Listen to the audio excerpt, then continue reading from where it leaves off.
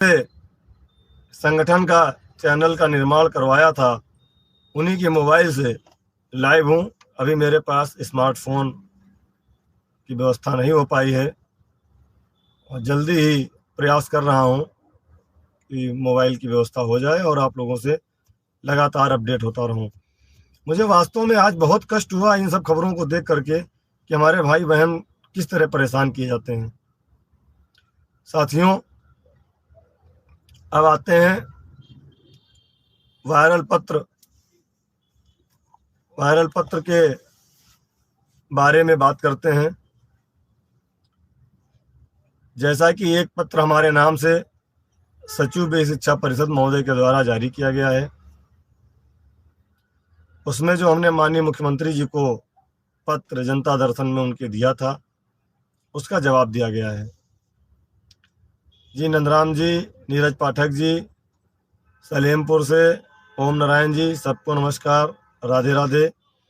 जितने भी साथी हमारे साथ इस समय जुड़े हैं, मैं सभी को नमस्कार करता हूं। रामपाल जी, बिल्कुल सच्चाई ही बताई जाएगी, एक पैसे मात्र का भी कोई झूठ संगठन नहीं बोलता है, न संगठन का कोई पदाधिकारी बोलता है। जी पीलीभीत से, झांसी से बंटी श्रीवास्तव जी हैं, संजीव कुमार जी हैं, बाल गोविंद पोरवाल जी हैं, इसरार जी हैं, राजेंद्र शर्मा जी हैं, जितने भी साथी हैं, मैं आप सबसे पुनः निवेदन करता हूं कि आप से मेरा निवेदन बार बार है कि सही बात जानने के लिए संगठन के चैनल से में रहें। आपको सही खबर दी जाएगी, आपको मानसिक टेंशन नहीं दी जाएगी, जितना सच होगा उतना ही बताया जाएगा। तमाम यूट्यूब चैनल झूठ बोलते थे, केवल 3 या 4 दिन ही हम आपके संपर्क में नहीं रहे, आज मैंने देखा कितनी ज़्यादा झूठी खबरें आपके लिए फैला दी गई। और सबसे ज़्यादा शर्म हमको उन प्रांतीय पदाधिकारियों पर भी आई जिन्होंने उन खबरों का खंडन नहीं किया। बहुत सारे संगठन के नेता बड़े बड़े बने घूम रहे हैं, बहुत सारी कमेटी, बहुत सारी समितियां चला रहे हैं, किसी ने उन झूठी खबरों का खंडन नहीं किया। आखिरकार प्रमुख सचिव बेसिक शिक्षा को अखबार में ये निकलवाना पड़ा कि यह झूठी खबरें हैं। इतनी सस्ती लोकप्रियता के लिए झूठी खबरों का विरोध होना चाहिए और सच्चाई से अवगत होना चाहिए। नमस्कार, आप सब जितने भी शिक्षा मित्र साथी हैं, आप सभी को लेकर एक बड़ी खबर सामने आ रही है। ये खबर आपके प्रदेश महामंत्री जी के द्वारा जो भी आप सभी के लिए आज तक बैठकें हुई हैं, जितने भी आप सभी के लिए प्रयास किए गए हैं, उसका क्या फल रहा है, सरकार आप सभी के लिए क्या कुछ करने वाली है, उसका कैसा रवैया है, ये सभी आप सभी के प्रदेश महामंत्री जी के द्वारा इस वीडियो में पता चलने वाला है। इसलिए आप इस वीडियो को पूरा जरूर देखिए। साथियों, जो लेटर हमारे नाम से वायरल हुआ, वह लेटर बिल्कुल सही है, सच है, उसमें कहीं से कोई झूठ नहीं है, क्योंकि अधिकारी द्वारा जो भी जवाब दिया गया है वह आज की स्थिति बताई गई है। आज की स्थिति में आपको 10,000 रुपये मानदेय मिलता है। आज की स्थिति में आप 60 साल तक अपने पद पर बने रहेंगे। आज की स्थिति में अभी कोई भी मानदेय बढ़ाने के लिए आदेश नहीं हुआ है। आज की तारीख में आपको स्थायीकरण करने का आदेश नहीं हुआ है। जितना मौजूदा वक्त में है, अधिकारी उतना ही जवाब देते हैं। कई बार ये हमने आपको बताया। रही परेशान होने की बात, तो शासन में क्या चल रहा है अब यह सुन लीजिए।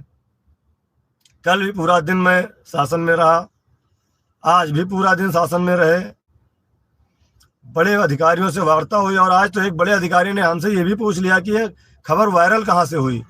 पहले तो मन हुआ कि उनका नंबर दे दिया जाए, अरविंद जी के पास नंबर था, इस नंबर से खबर वायरल हो रही थी, लेकिन फिर हमने सोचा कि वो भी अपने भाई हैं, अभी इनका बहुत बड़ा नुकसान हो जाएगा। मैंने वहाँ पर यही कहा कि सर, ये शिक्षा मित्र के हितैषी नहीं है या अन्य गुट के लोग हैं जो चाहते हैं शिक्षा मित्रों का कभी भला ना हो, और ये बात कह के हम टाल गए। अगर चाहते तो आज ही उस नंबर को ट्रेस करके सारी जांच सब कुछ हो जाता। इसलिए गलत सूचना फैलाने वाले लोग सावधान रहें आगे से अगर हमारे शिक्षा मित्र भाई बहनों के लिए कोई भी इस तरह की झूठी सूचना आपने फैलाई तो कतई उत्तर प्रदेश प्राथमिक शिक्षा मिशन इसकी कार्रवाई कराने के लिए बाध्य होगा, क्योंकि यहाँ 1.5 लाख परिवार का मामला है, 1.5 लाख लोगों की भावनाएं जुड़ी हुई हैं और आप इस तरह का गलत काम कर रहे हो। साथियों, मैंने पहले भी कहा था, अभी इस सरकार में स्थायीकरण करने की कोई योजना नहीं बनी है।